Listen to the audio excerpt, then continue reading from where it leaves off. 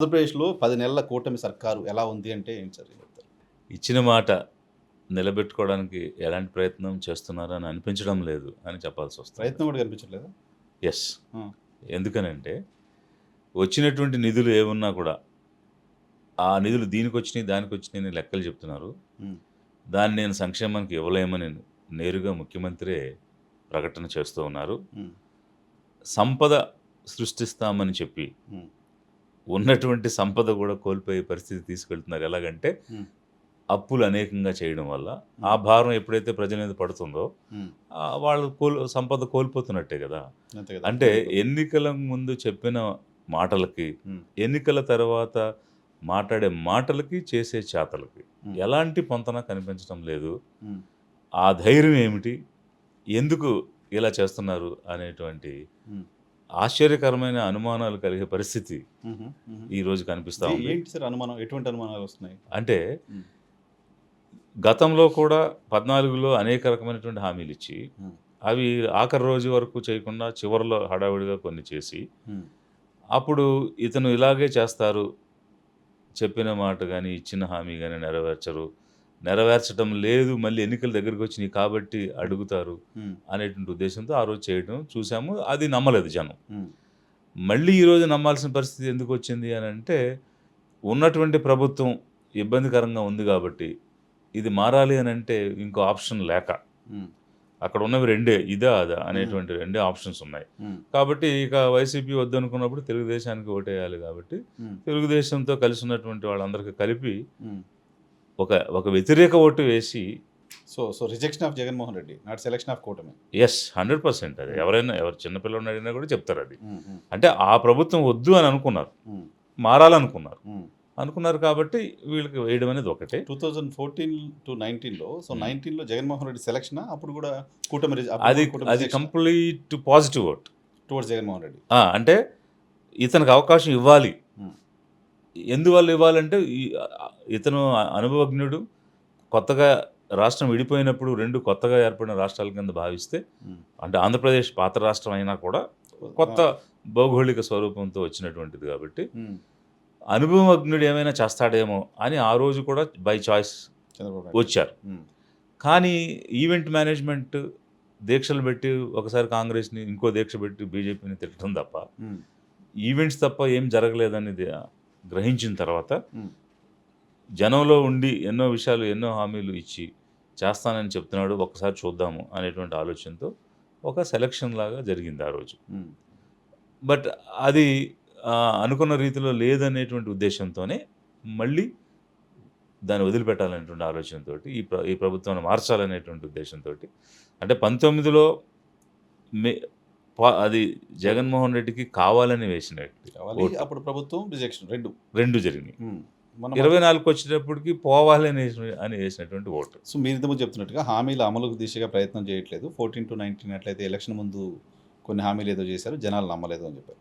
Election ముందు కాకుండా 5 సంవత్సరాలు కొన్ని హామీలు 99% సంక్షేమ కార్యక్రమాలకు సంబంధించిన హామీలు అమలు చేశారని జగన్మోహన్ రెడ్డి చెప్తున్నారు. హ్మ్. ఎందుకు జగన్మోహన్ రెడ్డి నమ్మలేదు మరి? చంద్రబాబు నాయుడు అంటే ఎలక్షన్ ముందు ఇచ్చారు కాబట్టి నమ్మలేదు. జగన్మోహన్ రెడ్డి కంటిన్యూస్‌గా 5 ఏళ్ళు సంక్షేమ కార్యక్రమాలకు సంబంధించిన హామీలు నెరవేర్చారు. ఎందుకు జనాలు నమ్మలేదు? వైసీపీ జగన్ గారి విషయం అయితే అది నమ్మకంకి సంబంధించింది కాదది. హ్మ్. హ్మ్. ఎన్నికల్లో ఓడిపోవడానికి కారణం నమ్మకం లేక కాదు. హ్మ్. లేతే ఇచ్చిన మాట చెయ్యడు అనేటువంటి అనుమానంతో కాదు. హ్మ్. అక్కడ జరిగినయేంటంటే పలు కారణాలున్నాయి. హ్మ్. మొట్టమొదట స్వేచ్ఛ. 1949లో రాజ్యాంగం వచ్చినప్పటి నుంచి హ్మ్. లిబర్టీ, ఈక్వాలిటీ, ఫ్రాటర్నిటీ అనే ప్రిన్సిపల్స్ మీద మన రాజ్యాంగం వస్తే, హ్మ్. స్వేచ్ఛను అనుభవించడానికి ప్రజలు పూర్తిగా అలవాటు పడి ఉన్నారు. హ్మ్. అలాంటి ప్రాథమికమైన స్వేచ్ఛను మీరు హరించాలని ప్రయత్నం చేస్తే, హ్మ్. ఒక భయం వైపు నడిపిస్తే, హ్మ్. అది తట్టుకోలేరు. హ్మ్. నువ్వు డబ్బు ఇవ్వలేదు, స్కీమ్ ఇవ్వలేదు, హ్మ్. లేకపోతే ఎకనామిక్ ప్రోగ్రెస్ రాలేదు అనేది తట్టుకోగలుగుతారు గానీ, హ్మ్. వ్యక్తిగతమైనటువంటి స్వేచ్ఛను హరించడానికి ప్రయత్నం చేస్తే ఎవరు తట్టుకోలేరు. ఓకే. సో, ఇన్ని సంవత్సరాలు, ఇన్ని దశాబ్దాలుగా అనుభవించినటువంటి దాన్ని. హ్మ్. సో, నేను పాదయాత్ర చేశాను. హ్మ్. పాదయాత్రలో చూశాను కాబట్టి, హ్మ్. ఒక అనుభవపూర్వకంగా నేను ఎండోర్స్ చేస్తున్నాను. హ్మ్. ఏమిటనంటే, నా దగ్గరకొచ్చి మాట్లాడటానికి భయపడేవాళ్ళు. హ్మ్. 10 మందిలో చెప్పడానికి భయపడేవాళ్ళు. హ్మ్.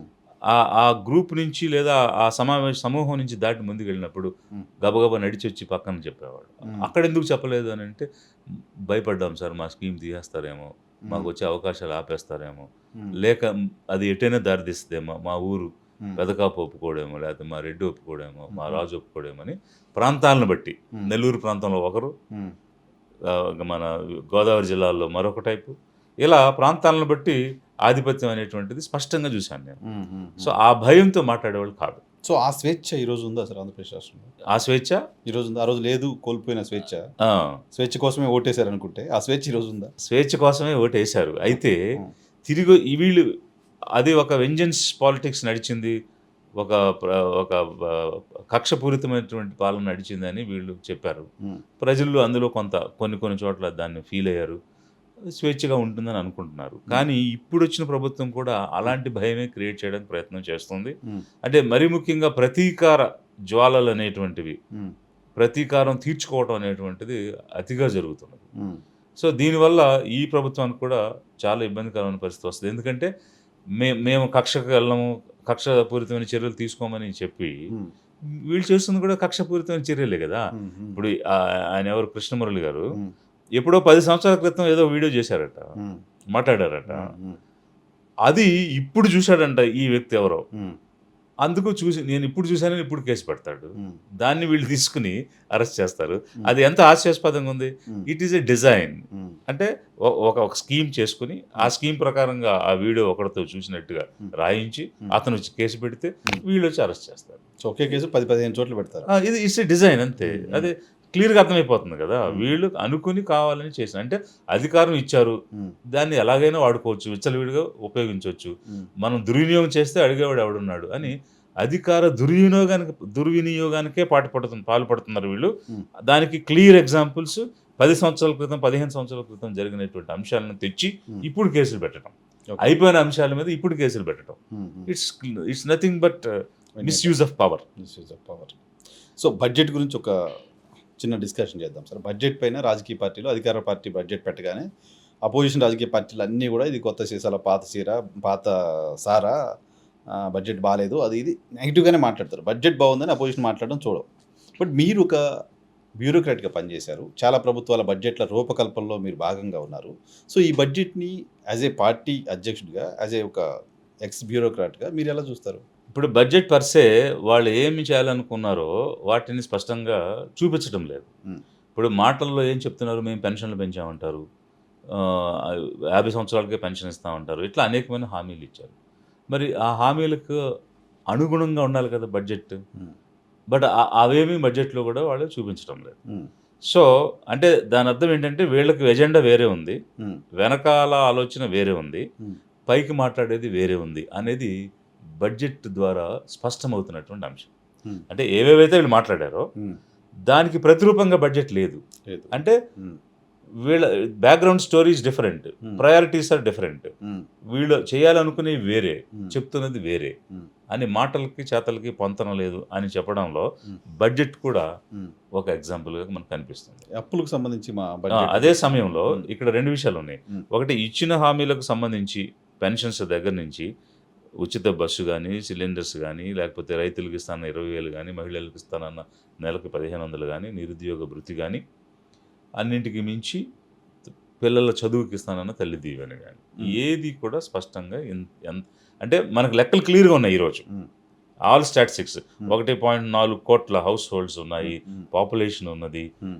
అందులో కమ్యూనిటీ వైస్ డేటా ఉంది. హ్మ్. ఇవన్నీ డేటాలతోటి అరైవ్ అవ్వడానికి అవకాశం ఉంది చక్కగా. హ్మ్. దేనికి ఎంత ఖర్చవుద్ది అనేది ఎస్టిమేట్ చేయడానికి క్లియర్‌గా ఉంది. హ్మ్. అవి ఉన్నా కూడా అవి పెట్టడం లేదని ఒకవైపు అయితే, హ్మ్. ఇక్కడ ఇంకొక విషయాన్ని కూడా ప్రస్తావించాలి. ఏంటంటే, ఒక సబ్ ప్లాన్ అనే దాన్ని 2011లో చట్టం చేశారు. అవును. చేసి షెడ్యూల్ ట్రైబ్ పాపులేషన్ బేసిస్‌గా హ్మ్. 15+6% ఎయిర్‌మార్క్ చేసి ఆ నిధులు వీరికే ఖర్చు పెట్టాలనేటువంటిది జీవో కాదు, అది చట్టం. చట్టం అది. ఆ! అయితే చట్టాన్ని కూడా యథేచ్ఛగా ఉల్లంఘన చేస్తూ ఉన్నారు. హ్మ్. ఒక చిన్న ఎగ్జాంపుల్ చెప్తా మీకు. యావరేజ్‌గా 2,00,000,00,000 ఇయర్లీ బడ్జెట్ అనుకుంటే, హ్మ్. లాస్ట్ 10 ఇయర్స్ రాష్ట్రం విడిపోయినాక 20,00,000 క్రోర్స్. హ్మ్. 20,00,000 క్రోర్స్‌లో పర్ ఇయర్ 21% 15+6% హ్మ్. అంటే నాలుగు లక్షల కోట్లు. 2 లక్షల కోట్లు 10 సంవత్సరాలకి 20 లక్షల కోట్లు అయితే వీరికి రావాల్సింది 4 లక్షల చిల్లర కోట్లు రావాలి. మరి 4 లక్షల కోట్లు ఎస్సీ ఎస్టీలకు ఖర్చు పెట్టారా? ఎక్కడ ఖర్చు పెట్టలే. ఖర్చు పెట్టుంటే ఈరోజు మీరు వెళ్ళి గ్రామాల్లో చూడండి, పూరి గుడిసెలో నివసిస్తున్నారు యానాది కుటుంబాలు. నేను యాత్రలో చూశాను. మినిమం హౌసింగ్ లేకుండా, అంటే 75 ఇయర్స్ ఆఫ్ ఇండిపెండెంట్ ఇండియాలో ఇల్లు నివసించడానికి ఇల్లు లేకుండా పాములతో, కుక్కలతో, పిల్లులతో కలిపి కాపురం చేస్తున్నారు అని అంటే ఇంతకంటే దయనీయమైనటువంటి పరిస్థితి ఏంటి?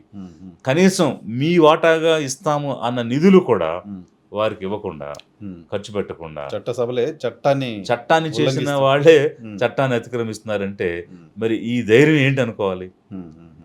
ఏ ధైర్యంతో ఈ పనులు చేస్తున్నారు అనుకోవాలి? కేవలం లంచం ఇచ్చి ఓటేయించుకోవచ్చు, డబ్బులు ఇచ్చి ఓటేయించుకోవచ్చు. కాబట్టి ఏమి ఇచ్చినా ఇవ్వకపోయినా ఆ రోజుకి జరిగిపోద్ది. ఇప్పుడు 5 సంవత్సరాలు వెల్ఫేర్ అని చెప్పేసి బటన్ నొక్కుతూ గత ప్రభుత్వం పనిచేసింది. సో మేము ఒక్కసారి కూడా బటన్ నొక్కడం మానేయలేదు. మేము ఇస్తానన్న డబ్బులు ఇచ్చాము, వాళ్ళు ఓట్లు వేస్తారని అనుకున్నాం. సో బటన్ నొక్కడంలో ఫెయిల్యూర్ లేదు, కానీ ఓట్లు రాలేదు. కాబట్టి అతను అన్నిసార్లు బటన్ నొక్కినా ఓట్లు లేని వాళ్ళు ఎగ్జాక్ట్లీ ఇప్పుడు నేను ఇచ్చిన హామీలు నెరవేర్చినంత మాత్రాన ఓటేస్తారా? వేయరు కదా. కాబట్టి అతనికే అయినప్పుడు నాకెందుకు వేస్తారు? హామీలంటే అధికారం రావాలి కాబట్టి ఇచ్చాం, ఏదో విధంగా పవర్లోకి రావాలి.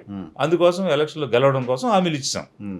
సో అవి చేసినంత మాత్రాన ఓట్లు వేయరని గత ప్రభుత్వంలో ప్రూవ్ అయింది కదా. అందుకని ఇప్పుడు చేయకపోయినా ఏం కాదు, అది వాళ్ళ ధైర్యం. సో ఆ క్లారిటీ ఉంది వాళ్ళకి చాలా. అంటే ఎస్పెషల్లీ వెల్ఫేర్లో బటన్ నొక్కడం ద్వారా ఇచ్చిన డబ్బులతో ఓట్లు రావు అన్నది గత ప్రభుత్వం ప్రూవ్ చేసింది. క్లారిటీ ఉంది, గత ప్రభుత్వం ప్రూవ్ చేసింది. కాబట్టి ఇప్పుడు నేను ఇవ్వకపోయినా ఏం కాదనేది ఇప్పుడున్న ముఖ్యమంత్రి గారి ధైర్యం. సో